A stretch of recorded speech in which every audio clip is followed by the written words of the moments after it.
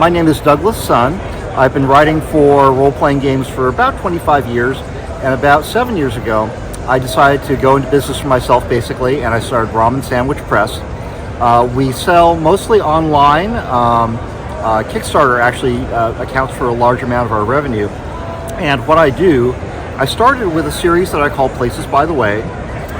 They're modules, location modules, compatible with D&D 5e, and each one is meant to be a little tile that you can drop into your homebrew campaign world just to give your party a little change of pace. You know, some interesting NPCs that they can encounter, some interesting items, other people's problems that they can get involved in if they want to, or they can move on. You know, it's really up to them. I know also, though, that there's enough narrative content in each one that people have run them successfully as one-shot adventures for their group. So that's Places by the Way. My goal is eventually to create an entire library encompassing a lot of different creature types, a lot of different terrain types, a lot of different situations, so that if you find yourself wanting, say, a desert location or a mountain location or an elven village or whatnot, you can just go to my complete set of adventures, pick the one that you want to run, and just go to town with it. Give your players something that is a little different, a little diversion from the main story. So these are compatible with Dungeons & Dragons 5e, and I also publish the same modules in a version that is compatible with Pathfinder, both 1 and 2. The larger books that you see here, these are books of random wilderness encounters. Book of Hidden Paths is compatible with Pathfinder 2. I use as many of the creatures from the open license bestiary as makes sense. And Book of Chance Meetings is compatible with Dungeons & Dragons 5e. And again, I use as many of the open license monsters as, it just seemed to make sense. So the idea there is that there are 10 chapters in each book, each one covering a different terrain type. And so wherever your party finds itself, whether in the mountains or whether they're in a natural underground cavern complex or in farm country, well, wilderness wouldn't be farm country, but grasslands or forest, you just consult the tables in that chapter, roll according to the instructions, and there'll be some explanation of what the encounter is. My inspiration originally was the great appendix in the AD&D DMG, where Gygax just gave you all these tables, but he didn't give you a lot of explanation of what the encounter was. You could roll up orcs. Well, what are the orcs doing there? Why are they there? What's their motivation? It was like method acting. So I tried to elaborate on that and write about random encounters here. Severed Heads and Broken Blades, sideways here. That's our most recent book. That is just a quick little system for critical hits and fumbles. Again, compatible with both D&D and both editions of Pathfinder. That's our role-playing game stuff so far to date. Tell us why these are so popular to GMs to use. Well, I think from what I've gathered, from what people have told me,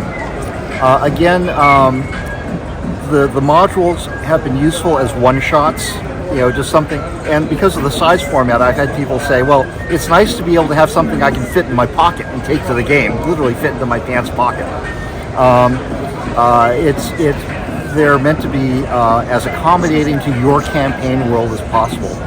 I'm not trying to create your campaign world, I'm just trying to give you something that you can use to make it more interesting, to add value to what you're already doing.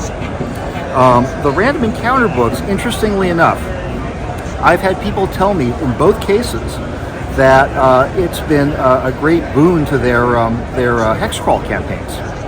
So you go into a hex, you don't know what's there, well, you roll it up on the random encounter tables, and that's what you find. And why do you like going to Comic-Cons? Why is it useful for self-publishers to go and shop and sell your books? Well, I think it's extremely useful to make a personal connection with people. to connect in physical space. Now, we sell mostly online, almost exclusively online. We don't go through the normal 3-tiered distribution channel. We sell through our own website, we sell through Drive-Thru RPG, and we sell through outlets like eBay, and our t-shirts we sell on Amazon as well. And the problem there is, as a small independent publisher, the problem is getting attention, getting people's attention, because you're already buried under everybody else who's self-publishing through these online outlets. But in a show, people such as yourself will come by and say, oh, well, what's this? And I get a chance to introduce myself and to tell them, well, this is what this is, this is what this is, this is what this is, and I know I have their attention because they've come up and offered it to me. And you mentioned you use Kickstarter? Use Kickstarter? Yes. Tell me why Kickstarter is so useful for self-publishers also. Well, Kickstarter, a large part of it is that you have kind of a captive audience. You have people who are there looking for something along the lines of what you're doing. So that winnows down the problem of how to get exposure, how to get people to pay attention to you. It's helpful mostly, I have to say, for people who already have some body of work, some credentials they can cite as why you should back their project, or they may be fans of yours already. In my case, I was a freelancer writing for other people's RPGs for 15 years or so before I started Ramen Sandwich Press. I started with Last Unicorn Games' Dune RPG, writing some stuff that never got published for various reasons. There's a long story. I worked for Alderac Entertainment Group on their D20 Topics series of open source supplements, open game license supplements back during D&D 3. I also worked for them for a while as line developer for Legend of the Five Rings RPG. And through that, I was able to build up a body of credentials where people didn't necessarily know my name. In fact, I don't think anybody really recognized my name when I started on Kickstarter, but I could say I worked on this and this and this and this and this, and they would say, oh, hey, yeah, I remember that.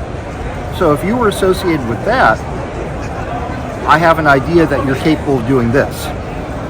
And that really helped establish my credibility and helped me grow a modest fan base. I do have a modest following, I have to say. I'm very pleased to be dealing with all of them, and I'm grateful for all of them. People who have come back and backed every single campaign. I've done almost 20 now. It's been great. It's been great just to have that baseline of support where you know people are going to pay attention to you, and you know you have people who know who you are, and they'll come back and back your subsequent projects.